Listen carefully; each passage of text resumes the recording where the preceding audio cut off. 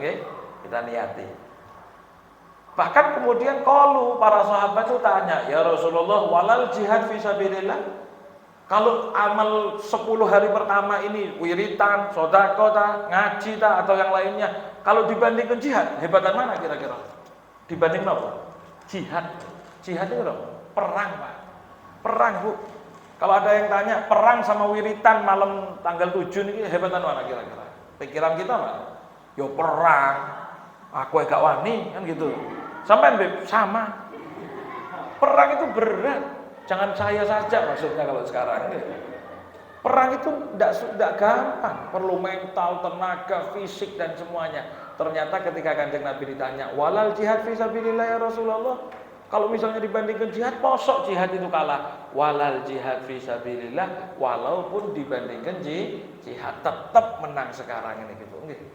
Illa rajulan kharaja bimalihi binafsihi wa malihi tsumma lam yarji min dzalika bi syai'. Kecuali yang menang itu tidak satu tok. Napa niku? Orang yang keluar dari rumahnya bawa diri, bawa harta, berangkat ke medan perang, kemudian tidak pernah pulang lagi namanya, tidak pernah pulang lagi nyawanya, tidak pernah pulang lagi hartanya, alias pulang tinggal nama. Wafat syahid kalah yang amal sekarang. Tapi lain syahid tidak bisa, walaupun dibandingkan dengan perang. Makanya mumpung hari-hari ini, ayo di jos diisi dengan kebaikan-kebaikan. Kebaikan apa, Beb? Apa saja. Tidak harus tahajud, enggak. Andai kata dengan tahajud akhirnya besok nyerendeng, ya jangan dulu, pelan-pelan. Apa, Beb? Apa saja, walaupun cuma subhanallah, subhanallah, wala ilaha illallah, Allah. Wah, saya tidak bisa, Beb, kalau baca itu nyerendeng, ngapus. Tidak ada ceritanya wiritan itu terus nyerendeng. Wiritan, Beb, saya ini kalau mau mutan pusing, Beb, itu kakek jin. Mana ada? Kalau sholat mungkin, Beb, saya ini sudah asam urat mungkin, mau bangun ini kolesterol atau rematik, Mas, mau puasa, saya ini melungker, kalau waktunya sudah kelaparan tuh mata berkunang-kunang, nulisku miring-miring, mantas masih. Tapi kalau wiritan tidak ada. Jadi ayo isi hari-hari di bulan awal Dzulhijjah ini dengan apapun ibadah, minimal wirid. Kalau tidak bisa lagi, andai kata tidak bisa itu tidak ada sebetulnya, Pak. Terima kasih. Tapi gimana ceramah ngomong mangan ya? Sallallahu alaihi Muhammad. Jadi hadirin rahimakumullah, minimal kalau bukan tidak bisa, masih belum sempat, ya minimal dengan mesem ketemu ketemu konco dulur mesem. Ojo pati merengut nggih. Ibu-ibu langsung mesem. Sallallahu alaihi Muhammad. Jadi ini hanya sekedar intermezzo di awal, mudah-mudahan bisa kita isi nggih. Hadirin rahimakumullah, mari malam hari ini kita sedikit membahas, kalau ini masih bisa. Malam hari ini kita akan melanjutkan pembahasan kita tentang fiqhus sirah, fiqhus sirah, tentang pelajaran apa yang bisa diambil dari sirahnya baginda Rasul sallallahu alaihi wasallam.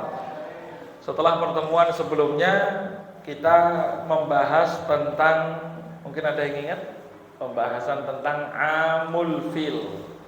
Kenapa? Tahun gajah. Kita sudah membahas panjang lebar, yaitu kelahiran Rasulullah SAW tepatnya pada tahun gajah. Kenapa disebut tahun gajah?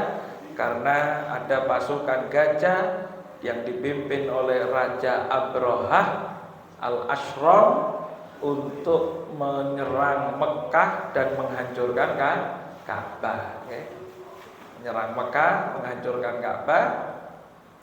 Di tahun itulah baginda Rasul sallallahu alaihi wasallam dilahirkan, lebih tepatnya tanggal berapa? 12 Rabiul Awal tahun gajah. Jam berapa lahirnya Kanjeng Nabi?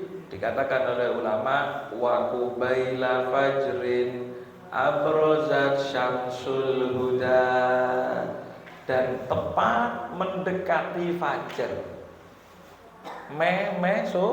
Subuh, hampir subuh Kanjeng Nabi lahir, dilahirkan wanita manusia termulia yang lahir bagaikan matahari yang menyinari bumi, Rasulullah Shallallahu Alaihi Wasallam. Sedikit info juga, bapak-bapak, ibu-ibu, Kanjeng Nabi niku juga diwafatkan oleh Allah tepat tanggal 12 Rabiul Awal.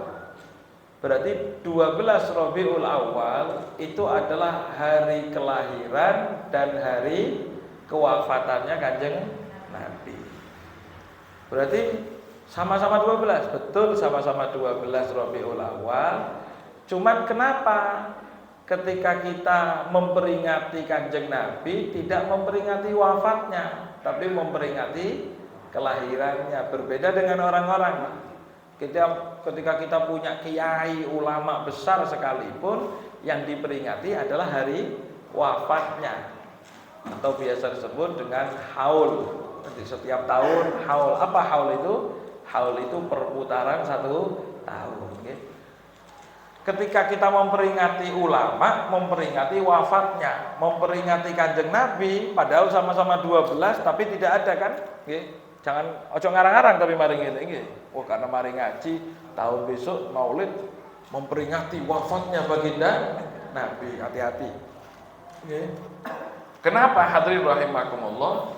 Kok berbeda dengan seluruh manusia? Perbedaannya disebutkan oleh ulama, yaitu karena seseorang itu ketahuan jelas paten stempel orang baik itu tidak bisa ketika hidup. Ketika hidup masih kelihatan baik, tapi belum tentu sampai mati. Ketika berakhir dengan jelek, maka su'ul khotimah. Nah, ketika kita mau tanya kapan kita bisa tahu orang itu memang betul-betul bernilai baik, stempelnya tok orang baik, itu kapan? Ketika mati. Oh, dalam hidup bagus sampai wafat pun dalam keadaan iman Islam bagus, maka ini adalah orang yang baik, yang patut dicontoh, yang patut diperingati, supaya yang bawah-bawahnya generasi selanjutnya melek, kadung niru kanjeng, yo kan kanjeng Nabi, sahabat, oh kan sahabat zaman kapan niku? Oh enggak, kalau sampean kepengin tahu contoh niki Pak Yai, ini para alim ulama, ya kan ini baru zaman sekarang. Nah itu maksudnya peringatan haul. Lah kalau Kanjeng Nabi belum dilahirkan sudah kelihatan baik. Bahkan ratusan tahun sebelumnya Nabi Isa alaihissalatu wassalam sudah memberikan kabar akan kelahiran baginda Rasul sallallahu alaihi wasallam. Dalam ayat Allah berfirman, wa rasulan ya'ti min ba'dismuhu Ahmad, akan datang Rasul setelahku, yaitu yang bernama Ahmad. Satu lagi hadirin rahimakumullah, saya tidak akan cerita panjang tentang kelahiran Kanjeng Nabi, karena di bulan Maulid itu banyak dibahas nih. Kelahiran Kanjeng Nabi, sebelum lahirnya alam semesta ini sudah dibuat sambutan-sambutan dari Allah Subhanahu wa taala. Termasuk diantaranya dikatakan dalam buku Maulid yang kita baca, ini ada kitab Maulid niki Bu, insyaallah rumah-rumah itu punya semuanya. Maulid napa? Berjanji. Padahal isinya akeh. Ada Maulid Syaraful Anam, ada Maulid Barzanji, ada Maulid Diba, macam-macam di sini. Ada Maulid Azab dan lain sebagainya. Dalam Maulid dikatakan wa utiyat ummuhu fil manami, dan sebelum kelahiran Kanjeng Nabi, ketika mengandungnya Siti Aminah, utiyat ummuhu, ibunda Kanjeng Nabi itu didatangi oleh malaikat. Ya, ada yang mengatakan di dalam mimpi didatangi. Apa yang dikatakan oleh yang mendatangi Siti Aminah tersebut? Wa utiyat ummuhu fil manami, ya. Faqala laha innaki qad hamalti bi sayyidil alamina wa khairil bariyah. Wahai Aminah, ini Siti Aminah baru mengandung, Bu. Dikasih kabar innaki qad hamalti, engkau sudah hamil. Jadi tidak perlu datang ke dokter SPOG. Ternyata Siti Aminah 1400 tahun yang lalu sudah mendapatkan USG langsung dari Allah berupa datangnya malaikat. Innaki qad hamalti. Tapi nggih, USG ini ngalang-alai zaman modern. Kalau sekarang itu bidan SP Opgin gitu kalau nggak salah namanya Opgin ya. SP. Atau kalau datang ke mana? Ke bidan itu kan bulan keberapa ketahuan, oh ini betul ada, kok bisa tahu Beb ya? Ada ilmunya. 1400 tahun yang lalu baru hamil di malam pertama kehamilannya Siti Aminah. Siti Aminah itu dapat kabar, innaki qad hamalti, wahai Aminah engkau itu hamil bisayyidil alamina, dengan kehamilan yang membawa sayyid. Napa sayyid itu? Pemimpin. Kalau sayyid itu pemimpin laki apa perempuan? Laki. Kalau perempuan sayyidah. Makanya kalau kita nyebut sayyidati itu disingkat Siti. Sayyid jadi Y. Mungkin banyak kan sering dengar kalau ada orang Arab anak-anak itu Y. Ya, Syed kalau di orang Malaysia itu Syed. Sayyid itu langsung tulisannya. Ya aslinya Sayyid, kemudian dibacanya Syed. Anak kecil Y kadang-kadang, ya. Kalau Siti diambil dari kata Sayyidati. Siti Aisyah maksudnya Sayyidati Aisyah. Jadi ketika malaikat itu mengatakan innaki qad hamalti bi sayyidil alamin, pemimpin alam semesta. Itu ada dua kabar lagi, bukan cuma hamil toh, tapi hamil jenis kelamin apa? Laki-laki. Wah, ini yang zaman sekarang sudah ketahuan. Oke, 4 bulan, 5 bulan, periksa kata dokternya, oh ini Bu, ini kelihatan mercusuarnya, ya, lanang berarti. Itu pun masih kadang-kadang salah, ya. Walaupun kelihatan, walaupun begini, kadang-kadang salah, ya. Nah itu biasa normal karena ilmunya semuanya tidak pasti. Kanjeng Nabi, ketika Siti Aminah ini mengandung beliau, kelihatan Sayyidil Alamin, oh anaknya laki dan jadi pemimpin alam semesta. Pemimpin alam semesta. Dan ini Bapak-bapak, Ibu-ibu, sampai sekarang tidak ada USG-nya. Nggih. Wa khairil bariyah, dan akan menjadi sebaik-baiknya makhluk yang ada di daratan ini. Siapa? Baginda Nabi Muhammad SAW. Kalau Anda hamil, ada USG-nya. Lanang wadon, ada. Tapi kalau jadi pemimpin atau jadi apa, tidak ada USG-nya. Ayo coba. Sampai datang ke dokter mana yang paling ahli ke Jerman, Buddha Lois.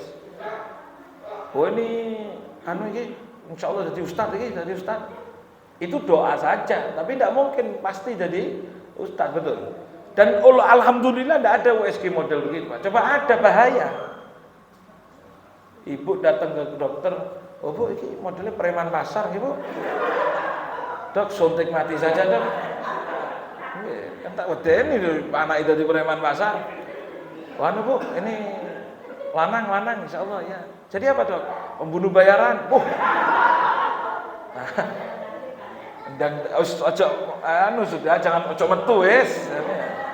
Untungnya berarti. Tapi kalau Kanjeng Nabi hadirin wal hadirat rahimakumullah sudah dapat kabar dari malaikat bahwasanya Siti Aminah itu mengandung Sayyidil Alamin, yaitu pemimpin makhluk Allah alam semesta. Sallallahu alaihi wasallam ya.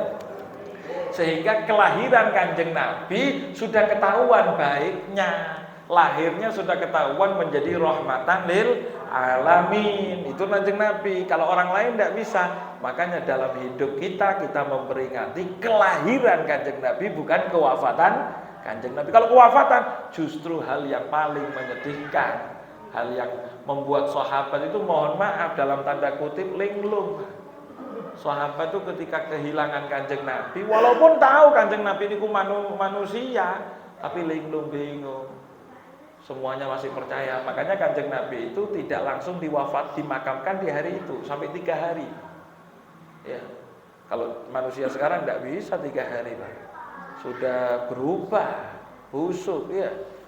Makanya apa yang mau disombongkan dari manusia? Wong dijar norong dina wis ndak ono sing wani nyedek. 3 hari wis, tapi Kanjeng Nabi 3 hari.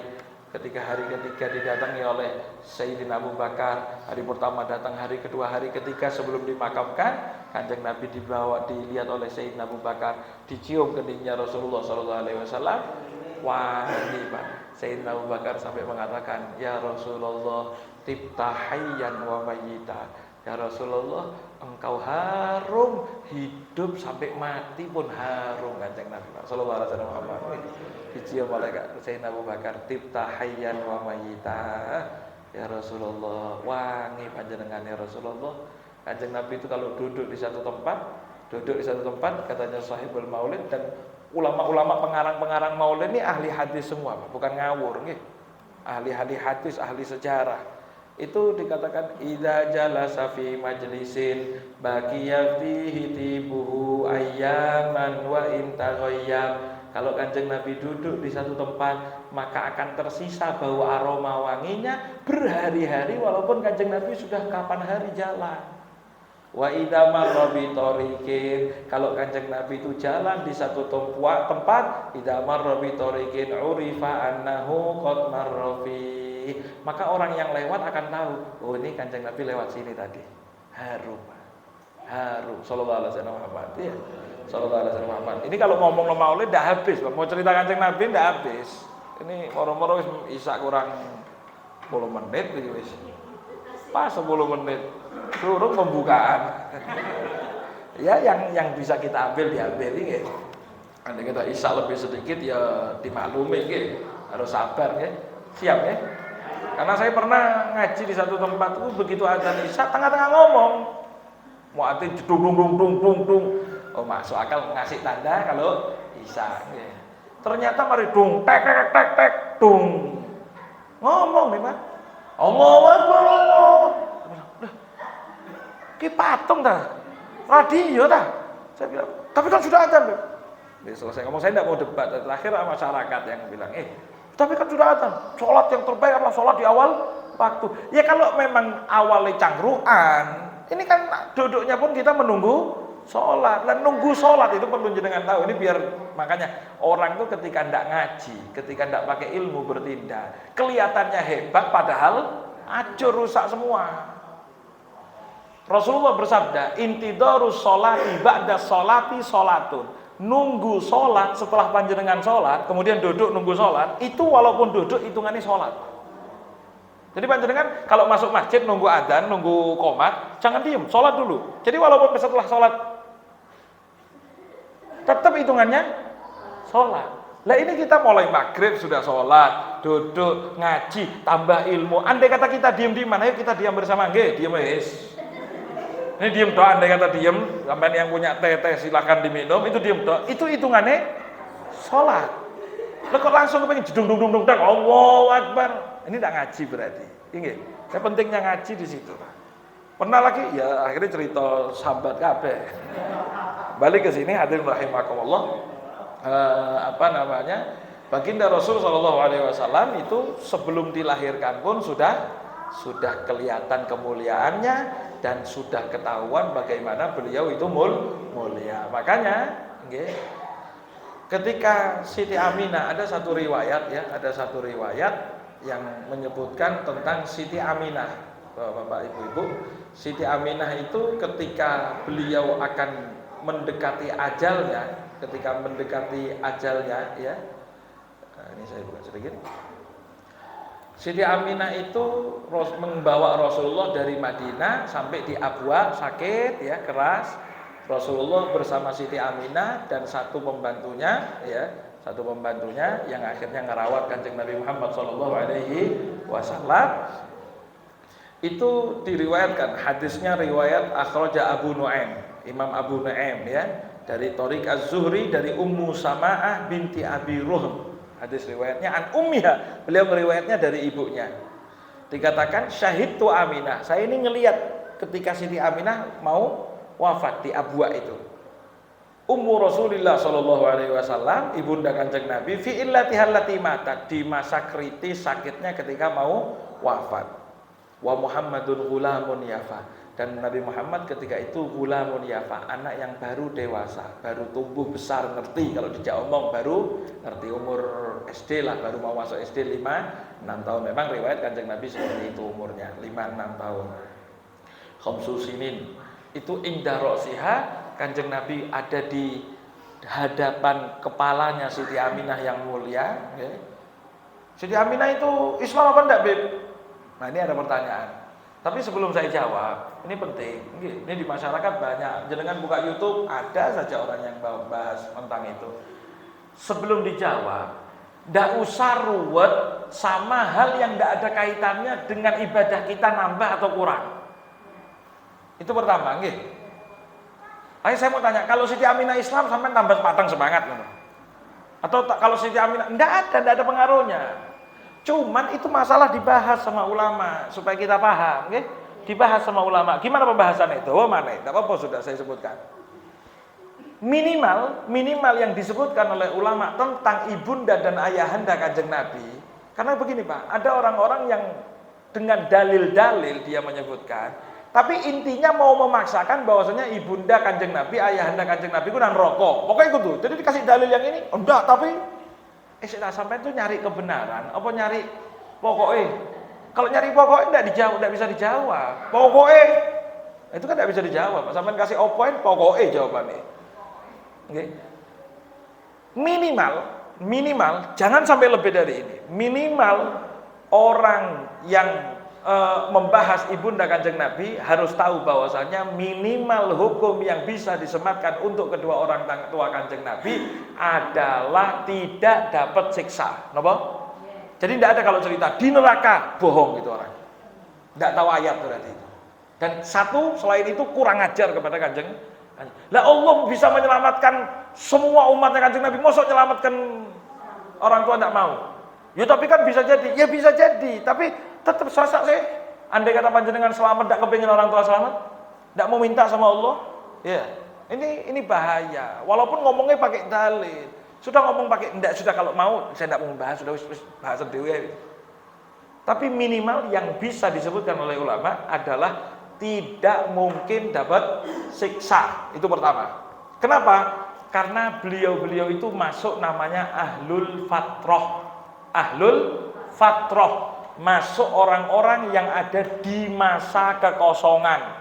Masa kekosongan antara nabi yang sebelumnya sampai datangnya Rasulullah SAW diutus jadi nabi.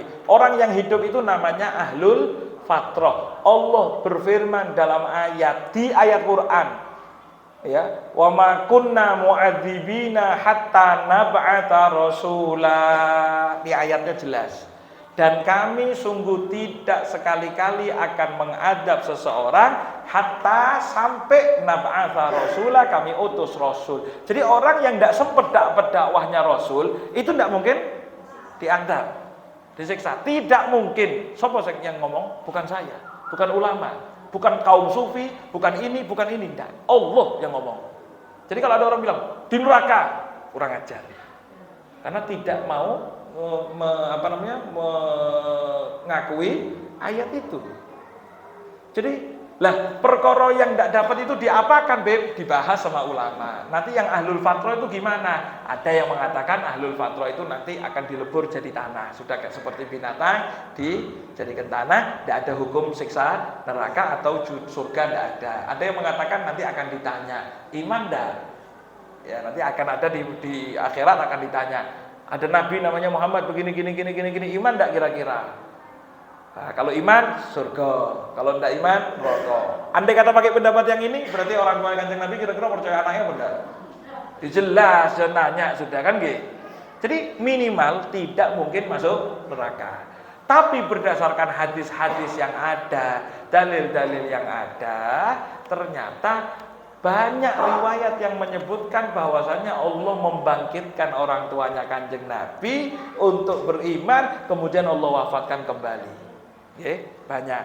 Ada riwayat hadis katanya Nabi Muhammad mau minta berziarah, mau minta istighfar kepada orang tuanya tidak boleh. Iya, ketika itu memang belum. Tapi Kanjeng Nabi diminta untuk ziarah boleh sama Allah Subhanahu wa taala. Boleh. Tapi banyak riwayat-riwayat yang selanjutnya yang seperti itu. Cuman riwayat tuh banyak yang mengatakan tentang keimanan orang tuanya Kanjeng Nabi. Kalau tidak mau tahu atau minimal hati kita bisa macam-macam, sudah tidak usah membahas. Itu maksud saya. Jadi ini penting disampaikan khususnya kepada masyarakat supaya tidak ngelama sama orang tuanya Kanjeng Nabi. Kalaupun tidak mau ruwet, ya sudah tidak usah bahas. Kalaupun masih kepingin bahas, kepingin tahu, penasaran, minimal ayat tadi itu jadi pegangan. Wa ma kunna mu'adzibina hatta nab'atsa rasulah. Tidak, bahkan sampai zaman sekarang, andai kata ada satu tempat mungkin terisolasi, tidak pernah ketemu ulama, tidak pernah ada HP, tidak pernah ada apa, istilahnya tidak mungkin bisa untuk belajar agama, itu masuk ahlul fatrah. Ahlul fatrah. Cuma zaman sekarang mana yang tidak terjangkau kan gitu. Andai kata ketemu satu, selama dia masih tidak bisa belajar sama sekali, tidak pernah ketemu, tidak ada akses ke sana, dia masuk ahlul fatrah, tidak mungkin dia. Masa Allah tidak adil deh. Loh kalau yang di Amerika salah ya gak ngaji. Wong ada Al-Quran, ada YouTube, ada Ustadz, ada orang-orang itu semua bisa ditanya, tidak mau ngaji, salahnya sing tidak mau mencari kebenaran. Ya. Tapi kalau tidak sampai, itu ahlul fatrah. Bahkan sampai zaman sekarang. Dengan baca kitab-kitabnya ulama. Ya. Kembali ke sini, saya cerita ini saja, saudara. Siti Aminah itu dikatakan dalam riwayat ini, ya, ketika baginda Rasul Shallallahu Alaihi Wasallam itu menghadapi ibunda beliau, fi ro'siha, duduk di hadapan kepalanya Siti Aminah, ya, fanadharat ila wajhi, maka Siti Aminah itu memandang ke wajahnya Kanjeng Nabi, ya. Summa qalat, kemudian mengatakan begini, baraka fikallahu min hulami ya ibnalladzi min haumatil himami najah bi aunil malikin bin ami fudi ghadati darbi bisihami bi'atin min ibilin sawami in sahhama absartu fil manami fa anta mab'utsun ilal anami yub'atsu bit takhfifi wal islami yub'atsu bit tahqiqi wal islami dinu abika Ibrahimi sallallahu alaihi Muhammad, ya. Fallahu anhaka anil asnami an la tuwaliha ma'al aqwami. Siti Aminah itu ngelihat anaknya. Lah gimana? Walau masa beb, wong sebelum lahir saja sudah tahu kalau anaknya Sayyidil Alamin. Nah, itu Siti Aminah ngomong begini, baraka fikallahu min ulami. Semoga Allah memberkatimu wahai anak. Nah, mudah-mudahan diberkahi Allah. Oke. Karena orang-orang dulu tuh pun tahu Allah itu Tuhan, cuma macam-macam akhirnya menyembah patung ini untuk wasilah dan lain sebagainya. Ya ibnalladzi min haumatil himami. Wahai anak seorang yang sudah di ambang kematian, diselamatkan oleh Allah dan ditebus dengan 100 onta. Itu ceritanya dawa maneh, Pak. Cerita di atas cerita. Intinya ayahnya Kanjeng Nabi itu dulu sudah hampir disembelih, seperti kisahnya Nabi Ismail. Dulu Nabi Ismail mau disembelih, ya. Abahnya Kanjeng Nabi Sayyidina Abdullah ini mau disembelih juga. Akhirnya tidak jadi disembelih, kemudian dapat perintah untuk menyembelih 100 onta. Makanya orang itu kalau bunuh orang lain sengaja atau tidak sengaja, ya, sengaja, ada hukum-hukum di dalam Al-Qur'an, dalam hukum Islam itu namanya hukum jinayat, ya. Hukum jinayat itu satu nyawa harganya 100 onta. Ada orang bunuh tidak sengaja, itu 100 onta. Kalau sengaja bunuh dibayar bunuh. Okay. Kalau tidak sengaja itu bukan berarti tidak sengaja mari wes, enggak. Bayar 100 onta berapa berarti?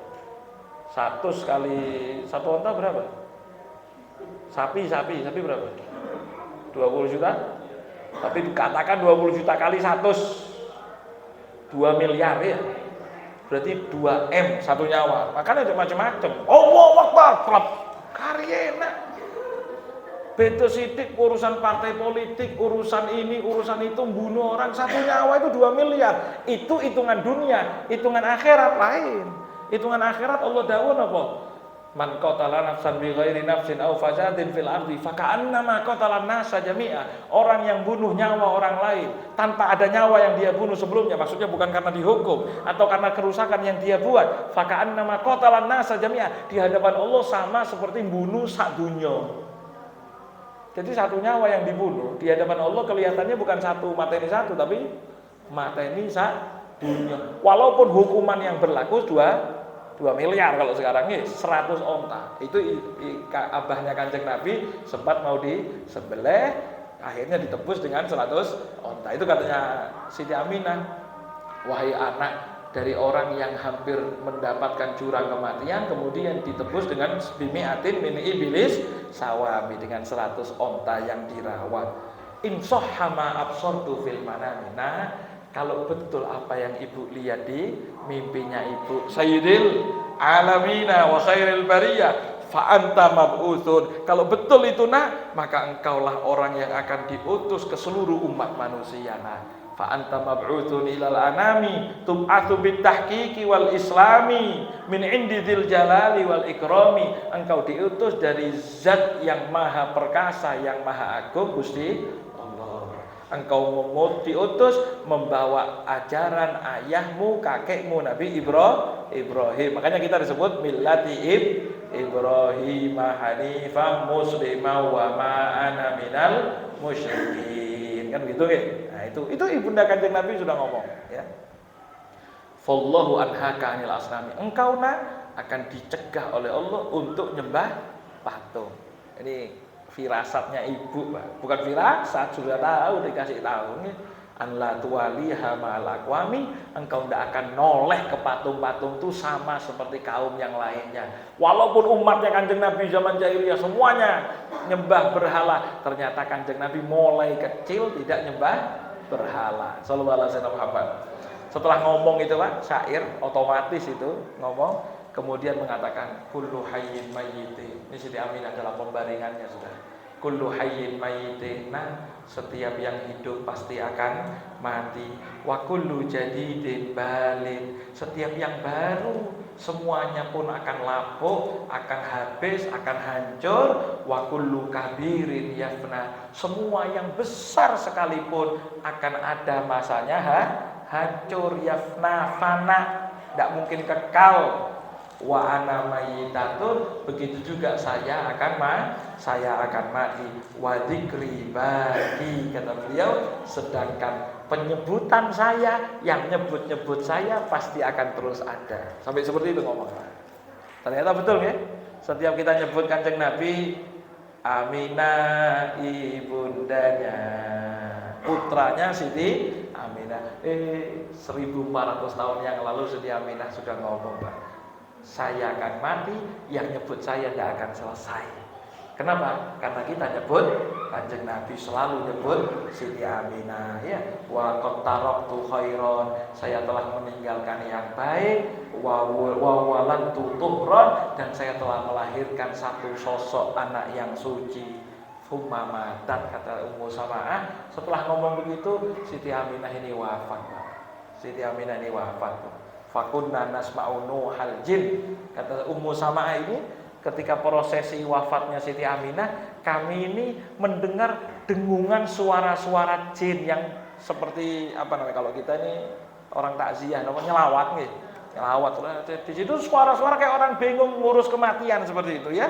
Fahafidna min dalik, kami apal, saya ini apal betul kejadian itu, ya. Nah, kalau serta ada cerita seperti ini, ada berani orang ngomong macam-macam sama Siti Aminah lagi. Apa tidak baca riwayat ini? Apa tidak mau? Minimal kalau tidak mau, ya sudah, jangan nyakiti hatinya Kanjeng Nabi lah. Andai kata, ini Pak, andai kata, Bu, andai kata betul. Ibunda Kanjeng Nabi itu di neraka misal. Ya minimal jagalah perasaannya Kanjeng Nabi itu. Ya kan namanya kafir itu harus diomong. Lah kata siapa? Tidak setiap kebenaran itu terus kemudian harus diomong-omong, no. Walaupun harus tetap disampaikan, tapi tidak perlu diomong, no. Jenengan tahu Abu Jahal? Tidak pernah kenal, tahu tapi kan nggih. Abu Jahal, mohon maaf ini ada yang ngalir bahasa. Apa namanya? Abu Jahal itu Fir'aun ummati, kata Rasulullah. Fir'aun umat saya. Asyad, bahkan kata Rasulullah, Fir'aun umat saya ini parah, lebih parah daripada Fir'aunnya Nabi Musa. Kenapa? Fir'aunnya Nabi Musa itu mau tenggelam ngomong, saya percaya sama Tuhannya Musa dan Harun, kasep.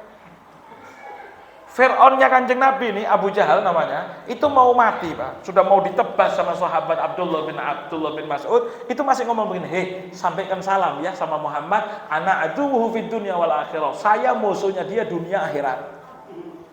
Kata Rasulullah, ini lebih parah dari Fir'aun. Itu hadirin rahimakumullah, putra beliau namanya Ikrimah. Nah, kalau sekarang Ikrimah itu nama bisa laki bisa perempuan. Ya, Ikrimah ini laki tapi Ikrimah bin siapa? Bin Abi Jahal. Nggih, karena bin itu putra sudah jelas apanya. Ikrimah laki tapi kalau di sini perempuan biasanya iya. Sama kayak Tolhah. Tolhah itu kadang laki, kadang perempuan. Tapi kalau sahabat banyaknya namanya laki. Ada lagi namanya sahabat Robi'ah. Di sini Robi'ah perempuan ya. Robi'ah itu bisa laki, bisa perempuan. Namanya sahabat laki banyak. Apa tadi? Ikrimah. Ikrimah itu nanti di tahun ke-8 Hijriah mau masuk tahun ke-9 Hijriah, Pak. Dalam cerita sejarah sirah, itu beliau setelah peristiwa Fathu Mekah, penaklukan kota Mekah. Mekah berhasil ditaklukkan, Ikrimah kabur karena termasuk orang yang paling berat musuhnya sama Kanjeng Nabi sama sahabat. Dulu kalau ada donatur paling besar Ikrimah sama bapaknya. Karena kalau perang banyak bunuh sahabat itu sudah. Ikrimah bin Abi Jahal sama kayak bapaknya dulu. Itu beberapa orang semua orang dimaafkan sama Kanjeng Nabi. Yang mau maafkan, kecuali ada beberapa orang disebut sama Rasulullah. Fulan, ketemu di mana saja bunuh, enggak apa-apa. Karena sudah parah dulu. Sama Islam ini parah. Walaupun bergelantungan di Ka'bah. Kanjeng Nabi sampai ngomong gitu. Gelantungan Ka'bah patenono enggak apa-apa. Karena sudah parah bunuh sahabat. Tapi ternyata dari orang yang disebut itu banyak yang masuk Islam yang diterima sama Kanjeng Nabi. Ya, itu diantaranya Ikrimah. Ikrimah ini singkat cerita kabur ke mana? Kabur ke Laut Merah. Di tengah jalan, di tengah di tengah laut ini, tengah kapal ada ombak besar. Itu sudah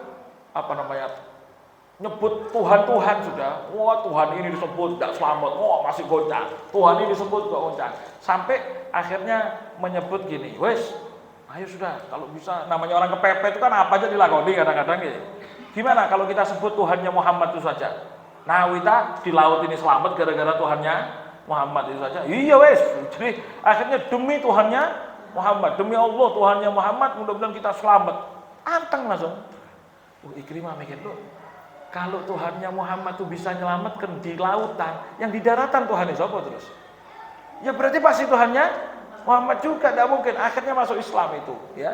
Singkat cerita, ngasih tahu istrinya balik ke Mekah, istrinya sudah masuk Islam duluan. Kemudian laporan Rasulullah, kalau Ikrimah mau masuk Islam kira-kira diterima. Tidak apa-apa Kanjeng Nabi, tidak dibunuh, diterima, boleh diterima. Wah, sampai ke pinggiran laut, terima mas, ayo wis balik. Itu kabar menyebar. Kanjeng Nabi duduk, ya. Kanjeng Nabi duduk bersama para sahabat. Sahabat itu ya namanya bahas Ikrimah, otomatis nyambung ke Abu Jahal. Ya kan, bahas anaknya penjahat nih ya. Bahas anaknya kelas berat. Mana sih? Mulu podo bibapain. Itu hadirin rahimakumullah. Ikrimah ini kan sudah mau datang ya. Sahabatnya nunggu-nunggu sudah masuk Islam, alhamdulillah mau masuk Islam. Tapi bahas Abu Jahal ini banyak. Itu ketika Ikrimah mau masuk, sahabat-sahabat masih banyak yang membahas Abu Jahal.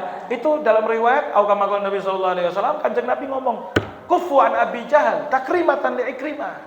Berhenti kalian ngomongin Abu Jahal di depan Ikrimah. Hormati perasaannya Ikrimah. Mesti anaknya maling, tapi tidak setuju sama bapaknya maling. Ya loro hati disebut anaknya maling. Iya kan? Ayo coba saya mau tanya, ada anaknya punya bapaknya maling kelas kakap. Atau begini sudah, anaknya yang melaporkan bapaknya ke polisi.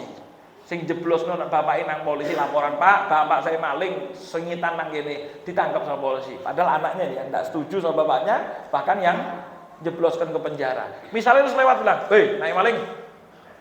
Loro hati enggak? Sakit hati. Lah Kanjeng Nabi njogoni seperti itu.